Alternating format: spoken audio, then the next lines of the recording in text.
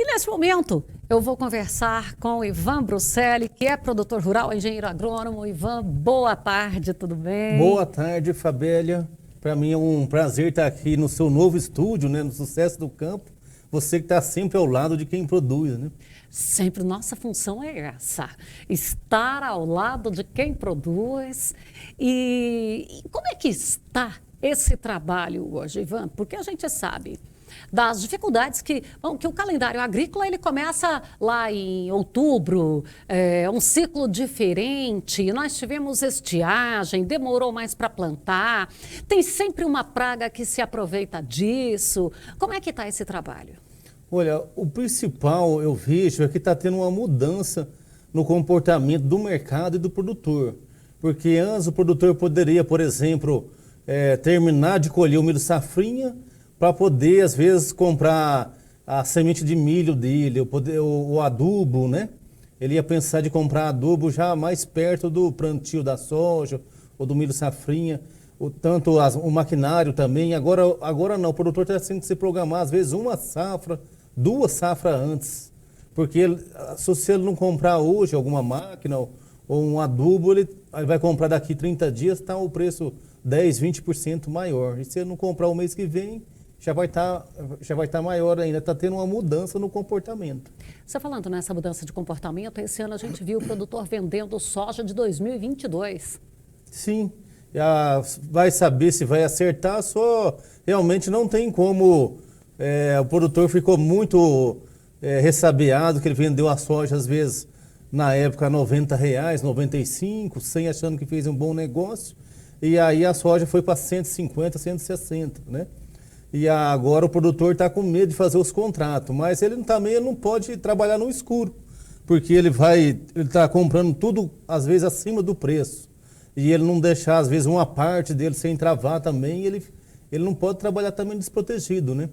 É essa proteção que chega ali naquele travamento de custos. Sim, o produtor ele tem que realmente trabalhar com o pé no chão, ver. Eu acho que talvez não é o momento dele sair comprando máquina nova. Até o presidente da John Deere pediu para o produtor não comprar a máquina, né? Eu nunca vi isso na minha vida, né? E ele falou de coração. A gente sente que é uma fala de coração, que no momento agora o ferro subiu 30%, 40% de um mês para o outro, né? E tudo está elevando os custos aí, né? Então é a hora do produtor manter o pé no chão. Quem não é da atividade, às vezes vai pensar, não, vou começar a entrar na atividade hoje, né? Eu penso que é um risco grande que a pessoa pode estar correndo. Eu ainda conversei na semana passada com o Lucas, que é o vice-presidente da ProSoja MT. Ele ainda me falou, a máquina que pagava lá 1.700.000, ela está a 3.200. E aí, será que vai tirar todo o capital imobilizado lá na sua safra? Vai tirar essa diferença? Então a máquina dobrou o preço, né? E quem que vai garantir que ele vai realmente manter esse mercado otimista, né? Então ele tem que realmente, não, eu vou comprar a máquina realmente se eu preciso. Se aquela máquina minha usada, ela tá, não, é só eu dar uma revisão aqui, levar na concessionária, chamar um bom mecânico, dar uma revisão, dá para colher mais um ano? Vamos dar uma esperadinha para não sair trocando. É o momento de quem quer vender aquela máquina que ele nunca conseguiu vender, né? Então vamos pôr aquela máquina lá que nem... Tira do barracão. Vamos vender ela, né? Mas para comprar não está sendo um momento bom de comprar as máquinas agora e de fazer grandes investimentos, né? Ivan, e a gente tem sempre, quando o agronegócio se mostra bom, porque especialmente quem está de fora olha bem os preços das commodities agora. A gente tem aqueles proprietários que às vezes ele sempre deixou a terra arrendada, pegando a terra de volta e indo para o campo. Você acha que a gente vai ter também uma chegada aí de produtores que não têm essa experiência? Corre esse risco? Não, corre esse risco. Eu vejo muitas pessoas que têm a terra arrendada, quer dizer, eles arrendam a terra dele. Já arrenda ali há 10, 15 anos. Ele é um arrendador, né? Ele é um arrendador tradicional.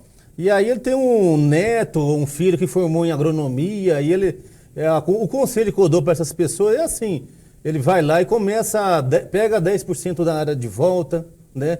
Então, aí depois, no outro ano, ele vai para 30%. Para ele, não, vou tomar toda a área eu vou pegar toda a área e eu vou plantar 100%. Eu acho muito bruto isso aí. O cara, do nada, ele já vai partir para 1.000 hectares lá, por exemplo. Então, vamos plantar 300, o outro ano vamos para 600. Tudo vai... Gradativo. É lógico que quem está arrendando venceu o contrato, ele não tem o que fazer, né? A terra tem que entregar, é lógico que é bom conversar, porque quem arrenda também, igual nós que arrendamos terra, nós temos que jogar calcário, por exemplo, calcário, gesso, adubo, e esse calcário, ele vale para 5 anos, por exemplo, e eu tenho só mais um ano de arrenda. Eu acho que o mais lógico era chegar no proprietário e falar, você tem que aplicar o calcário, mas eu estou com intenção de pegar daqui 2, 3 anos. Entra num acordo ali, porque eu não aplico o calcário com medo da pessoa me pegar a terra daqui 2 anos. Eu fico sem produzir e eu vou entregar uma terra pobre para quem pegou, né? Eu acho que é injusto para os dois lados. O melhor é uma boa conversa. A gente, graças a Deus, nós arrendamos uma terra lá na Caiapônia durante 13 anos, lá do João Faria.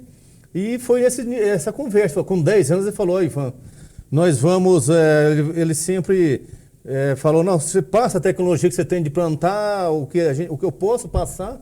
Aí ele foi pegando, foi plantando depois pegou uma pequena parte, depois ele foi... E com o final, hoje ele planta, é um dos melhores produtores da Caiapônia, eu vejo.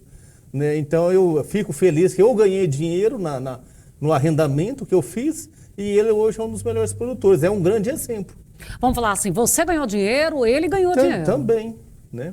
Então o importante é conversar. Muitas vezes o proprietário da terra tem medo de conversar com a pessoa que arrenda.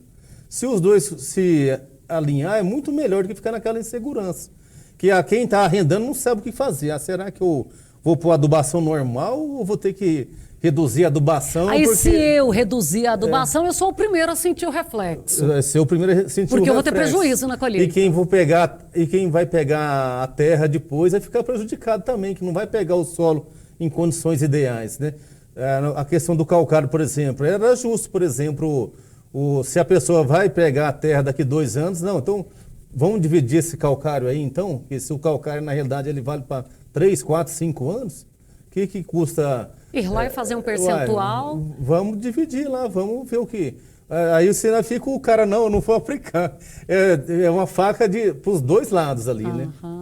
A gente está aqui falando das parcerias de arrendador e arrendatário, como fazer para ter uma relação segura, de confiança um com o outro. E o que a gente estava falando aqui no intervalo, você lembrando bem a questão da análise de solo, né, Ivan? Sim, tanto a terra sendo arrendada como terra própria, eu penso assim, nós vamos no médico. O que o médico solicita para nós? Primeiro, ele não fala nada, ele não receita um remédio, nada antes de ter o exame. Antes de fazer o exame. Você tem que fazer o exame, coleta ali o sangue, né? E para ter o resultado. O solo também é a mesma coisa. Sem você ter a análise de solo, você também não tem condição de você falar com o arrendatário, com o próprio quem é dono da terra também. Eu vejo muita gente com análise de solo de 3 anos atrás, de 4 anos, né? Já não vale mais, porque aconteceu tanta coisa naquele solo, foi tanta safra produto que foi extraído e a palha que retornou, que para fazer essa conta fica mais difícil, meio no olhômetro, né? Então, você fazendo essa análise de solo, você vai saber até quanto você vai poder pagar, tudo, né? A gente pode dizer que essa análise seria ideal no momento de fechar o contrato? Sim, a análise de solo... Para eu saber que solo eu estou recebendo? Exatamente, vai saber o tanto de calcário, gesso, o fósforo, potássio, que ele vai ter que investir ali, né? Já é uma área recuperada? Não, é uma área recuperada. Então vamos ver na análise como é que está mostrando. Ou não é uma área que existe alto investimento, exige gradagem para incorporar esse calcário, né? Então a análise vai falar tudo, né? Eu vejo assim, muitas pessoas... Daria para ver ali a compactação, a capacidade de absorção de água. Sim, e muita gente querendo fazer um negócio meio no olhômetro, assim, meio essa terra aqui é uma terra muito boa, né? Mas até que nível é boa? A gente tem que realmente parar do achômetro e pegar e... Não, quanto que está cada nível ali? Quanto que está de fósforo, quanto está de potássio, saturação de base, cálcio, magnésio, né? Hoje o magnésio chama-se o elemento esquecido. É uma coisa que quase ninguém dá atenção para o magnésio. Os elementos esquecidos normalmente entram ali, que são micronutrientes. E a gente vê os especialistas falar, olha, é micro, porque você vai aplicar pouco, mas para a planta é importante. Ah, sim. Tem, por exemplo, a lei do mínimo, que é a lei do barril, né? Lienbig, né? Por exemplo, se faltou boro lá, vamos supor que você adubou tudo para atingir 70 sacos por hectare. Mas você gostaria, não, eu gostaria de produzir 75 ou 80. Se o seu boro tiver o nível de boro para produzir só 65, você vai produzir 65. Mesmo que chova bem, tudo, ele vai te limitar. Assim, tanto faz todos os nutrientes, né? O boro, o magnésio, que é um macronutriente, né? O micro, no caso do zinco, do cobre, né? Se o cobre tiver até 65 sacos, não, o cobre tem possível para 65. Você pode fazer o que quiser, que não vai atingir os 80 sacos, por exemplo. Ele vai ter que arrumar um jeito de tirar cobre de outro lugar, mas tem hora que a matéria orgânica é muito baixa, a planta não vai conseguir tirar o cobre ali da matéria orgânica, né? E nessa hora, aquela análise de solo já ia te dar todas as orientações. A análise de solo, futuramente depois as análises foliares, né? O acompanhamento da lavoura, né? Falando das análises foliares, eu vi já alguns perguntando para fazer ali se nessas análises estão fazendo as de açúcar na planta para ver se ela está tendo o açúcar necessário que vai ser canalizado para a geração de formação de grãos ali. Como é que é esse negócio? Olha, essa é uma tecnologia diferente que estão... eu estou acompanhando, no caso, o Grupo Gás, né? Tem o Adriano Cruvinel, que é lá de Montevidéu. A questão de analisar o BRICS, né? Que é o açúcar na planta, né? Que está contido ali. Isso aí está sendo um tema novo para nós, né? E onde o produtor, por exemplo, se essa planta ela está desbalanceada, até mais pragas, doenças, ela vai ser prejudicada, vai atrair mais. Se ela está toda equilibrada, ela vai ficar mais resistente a pragas, resistente a doenças, tanto em balanço nutricional quanto no BRICS, né?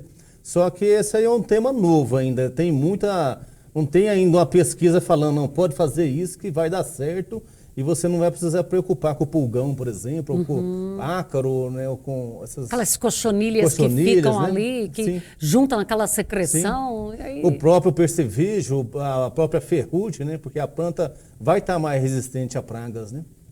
E ali, então é aquela questão, equilíbrio. Nada para mais e nem para menos vai ser favorável. Aí que está, por exemplo, na análise de solo, na análise foliar, talvez o produtor está investindo tanto em fósforo e potássio, por exemplo, na soja, e ele poderia diminuir o investimento um pouquinho, às vezes diminuiria, por exemplo, 10% ou 20%, porque o solo dele talvez está em excesso de potássio.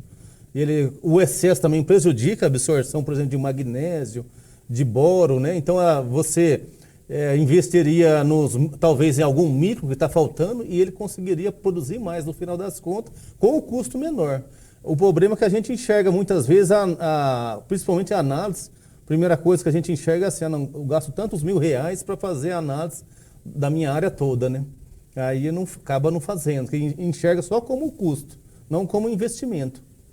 Não percebe que com aquela análise ele vai economizar na adubação, porque ele vai fazer a adubação mais correta e vai ter o retorno na hora da colheita. E aí vai realmente ter o sucesso mesmo que precisaria, né? Muitas vezes o produtor está colocando em excesso.